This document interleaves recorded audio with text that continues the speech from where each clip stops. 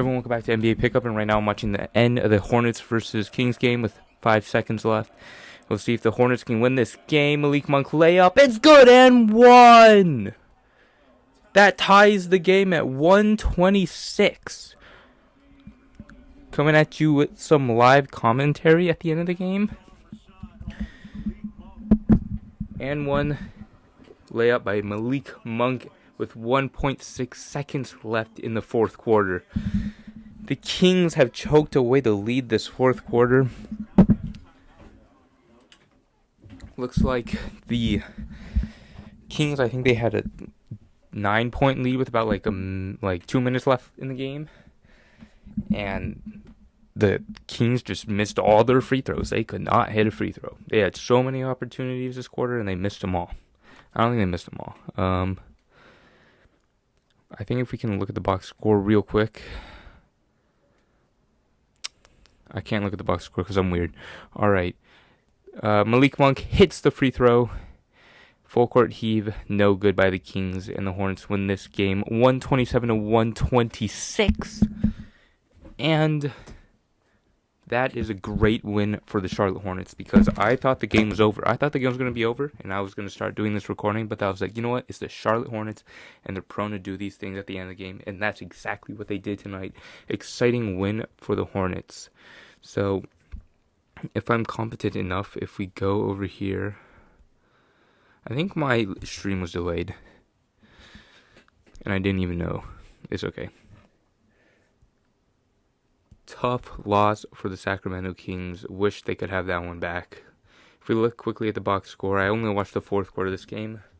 Just like most of the games, I only watched like one quarter of them because a lot of them... Okay, well, it was just the Warriors. I watched the first quarter, and then like some other games I watched only the fourth quarter. But let's just focus on this game here tonight. PJ Washington, big night, 42 points, including a triple at the end with about 17 seconds left, which put them down 2. So that was a big, or was it 1? I don't know. I think they put them down 1 with a big 3-pointer from the top of the key from Washington. Rozier had a big 3 at the end of the fourth. Trying to think of some other big plays here. Can't think of any except for the Kings. Just kind of choked this one away. Buddy Hield, I think he got injured right in the one of the last possessions of the game. He went down with an ankle injury, but he came back in for the last possession for the Kings and ended up missing one of the free throws, which sucked because otherwise this game would be going to overtime right now. But if we look at I don't remember the exact stat. I think the Kings shot 3 for 10 or something from the free throw line this game, from the fourth quarter, excuse me. It was bad. No, that's bad math, because that'd be 8. Whatever, they missed a lot of free throws in the fourth quarter. De'Aaron Fox choked a couple. Hield had one. Marvin Bagley, I think he missed both of his free throws in the fourth, so that was not good. That was a crazy game. Malik Monk also had a big night. Cody Martin, I think he had a big 3 in the late fourth quarter. I'm kind of in shock just watching this game. The Hornets had that full court press that they ran on the Warriors a couple nights ago that I was talking about in the video. But the Hornets that defensive pressure just gets to these teams, especially a team like the Kings, where they struggle in these half-court sets, and they are a high-paced team. So when you disrupt their offense early in the shot clock, it can mess them up for the possession, and that's what happened tonight. Great win by the Hornets. Rozier struggled for the rest of the game, but he did hit that big 3 in the fourth. LaMelo Ball had 24 points, 4 assists. Malik Monk had 21 points, but didn't hit a triple. 0 for 7. Miles Bridges, 13 points. This was a great win by the Hornets considering they were out with Devontae Graham and Gordon Hayward. Looking at the Kings, Harrison Barnes was probably one of the better players tonight. He was great in the fourth quarter, 28 points, had shot efficiently. Marvin Bagley had 24 points, 10 rebounds, one of the better games this season. Buddy Hield had 30 points and had 8 triples. Like I said earlier, he did get hurt, but he came back, missed a free throw, so that sucks. And then De'Aaron Fox had 20 points, 14 assists, pushing the pace. He kind of controlled the game for the Kings tonight, and that was good, but apparently they only played 8 players, so that probably hurt them down the stretch. Nemanja Bjelica had a good night. The Kings, they had to make their free throws, man. They did not shoot their free throws well at the end of the fourth. I think there's a stat that popped up on the screen that was like they were 2 for 9 at one point in the fourth quarter. So that is tough.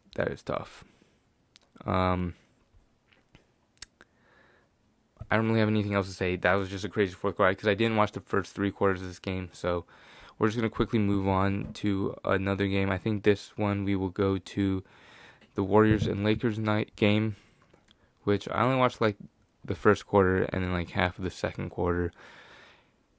And since I'm a Warriors fan, based off the score, you could tell that I did not enjoy this game at all. It was tough. So, some notes I had written down in the first quarter. First thing I wrote, Warriors need to pick up the intensity on D. They will lose this game if they don't start playing more aggressive. That was the first thing I wrote in the first quarter. Right after I think the Bazemore literally threw the ball out of bounds to no one, and that was very frustrating. That was like somewhere like late to middle to the late of the first quarter, if I can talk. But yeah, the Warriors played just horrible. They did not show up tonight. Just the first quarter was so hard to watch, and I knew like immediately, like I've seen this happen a bunch of times this season where the Warriors, if they're not locked in the first quarter, they lose the game. That's what happened tonight. A lot of the starters didn't get that many minutes because of how horrendous they played in the first half. And that's why a lot of the bench unit played a lot because they played all of the fourth quarter. So, the next thing I wrote, going back to the Warriors need to pick up their intensity. They didn't play tonight with any passion at all. The Lakers are the reigning champion. Oh my goodness. Are the reigning champions. And Dennis Schroeder's back for them. So, last game, I think they beat the Blazers in a close game. So, the Lakers went out guns blazing, hitting all their three-pointers, and the Warriors just over here just lollygagging, throwing away turnovers and fouling on D. I think the Lakers were in the bonus with 6 minutes left in the first quarter, so that's not good. That's the next thing I wrote. Warriors need to play without fouling. I've said this before, and I will continue to say this again. The Warriors need to play with more discipline, because when you give these teams like the Lakers into the bonus with like half of the quarter left to play, it's going to be difficult for you because you have to play without fouling for the rest of the quarter when you should have been doing that for the entire first half of that quarter. So it was just very frustrating. And the next thing I wrote, Bazemore was frustrating to watch. I mean, tonight I guess he played well, but the first quarter I was like, oh my goodness, like the guy was not playing well on defense, and then he was just turning over the ball, and I was like, yeah, that's great.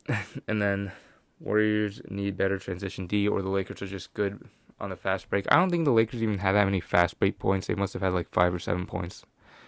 But the first quarter, the Lakers were just pushing the ball, and the Warriors were not playing any transition D at all. So and they were giving away layups.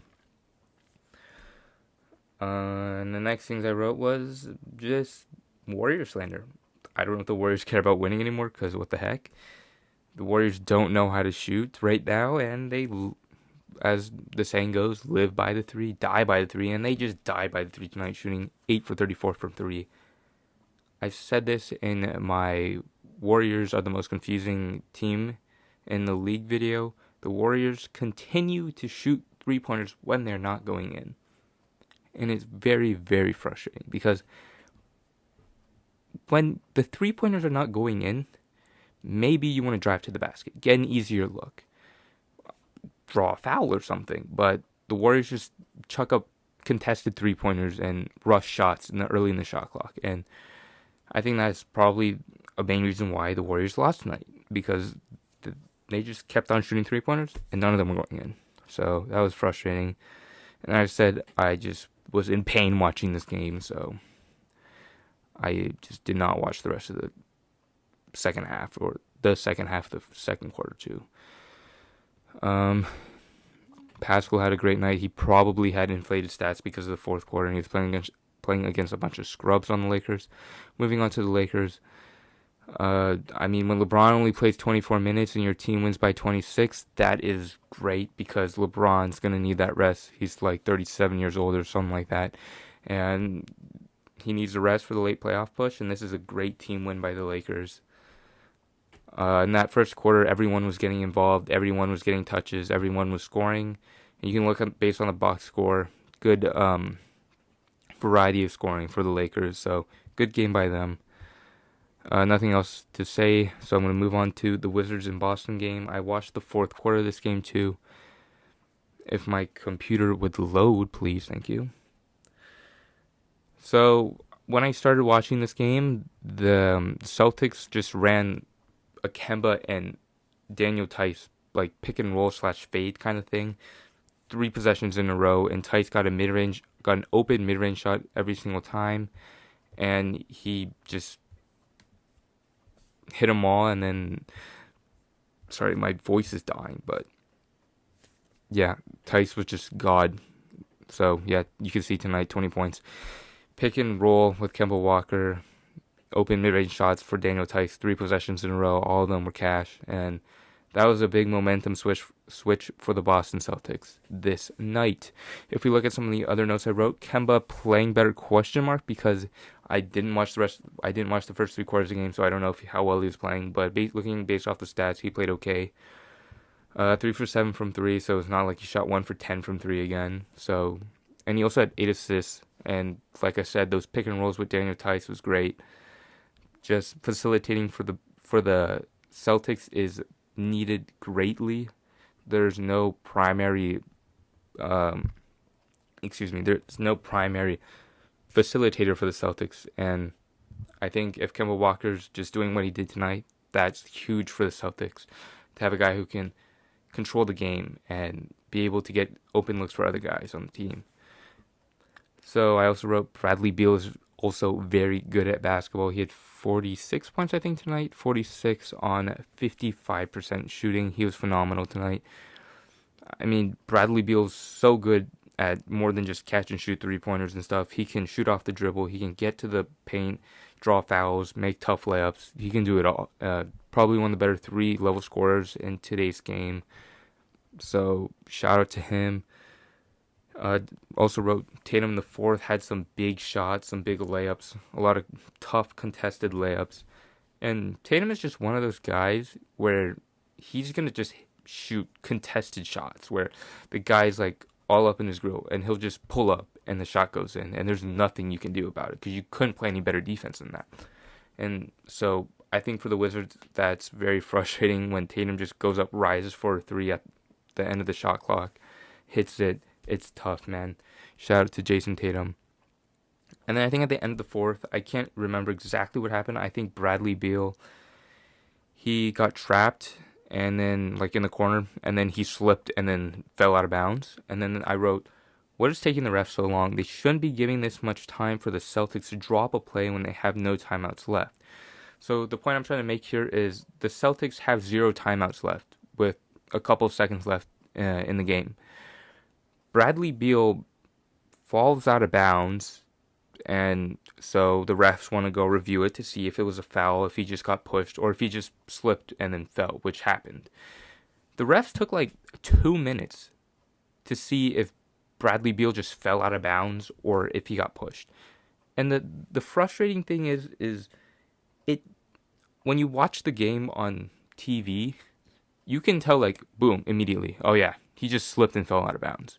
But no, the refs take like a minute and a half longer than the rest of us who are watching on our couches on television, live television, to see that, oh, yeah, Bradley Beal just fell. And this gives the Boston Celtics an advantage where Now, since they're going to get the possession of the ball, they can run up a play so then they can score and win this game. When in reality, they have 0 timeouts left, so they shouldn't have this like advantage to draw up a play in the end game so they can get a bucket. So I just thought it was very frustrating that a team who has 0 timeouts left can draw up their own play because the refs are taking too long to see if Bradley Beal fell out of bounds. I think that's something they need to change. It's been something that's been going on with the reviews for a long time, where it seems it takes forever for the refs to see what happened on the play, who fouled who, if the shot was like if the player was out of bounds or whatever. It takes too long because I can do it in 5 seconds based on the angles on live television. So why can't the refs do that either? I don't know. And then I also wrote, great trap at the end on Beal by Tatum and Semi Ojeleye, which caused Bradley Beal to fall out of bounds. So great defense by the Celtics at the end of the fourth. And a good play drawn up by Brad Stevens to get Jason Tatum a layup. And then I watched the fourth quarter of this Atlanta Hawks and Miami Heat game. I wrote literally nothing. Jimmy Butler wasn't playing. Trae Young had a tough night. I think he shot like 2 for 10 the first quarter and didn't score in the second half until the fourth quarter, so he struggled tonight. So I don't have much to say. John Collins had a big game, I'm pretty sure. Yeah, 34 points. I think he had like 20-something points in the third quarter, so that was good to help the Hawks come back into the game. But then the Heat, I mean, they just had guys hitting their shots. Tyler Hero started hitting threes, Iggy, and then Kendrick Nunn also had a pretty big fourth quarter, 24 points overall for the game. I don't have much to say again, literally nothing. Yeah, Duncan Robinson struggled from 3. A lot of the guys on the Heat and the Hawks did not shoot well from 3, so there's just nothing much to say. The Heat needed Jimmy Butler this game, and then the Hawks needed Trae Young to play better tonight, because the Hawks had a pretty full roster tonight, so good for them. And I think those are all the games I watched tonight. I'm already like 17 and a half minutes into the recording, so I should probably shut up and end this video soon. So please go give this video a like and subscribe to the channel so I know you want more consistent NBA content like this. Hopefully sometime this week, maybe eventually, hopefully I will have a Warriors video, trades that will make them contenders, because I've had someone in the comments asking me to make that video, so I'll try to make that happen this week, if not next week. And go check out the video that's popping up on your screen. Leave a like, follow me on Instagram at nba.pickup, and subscribe and do all those good things. Goodbye. Have a great night.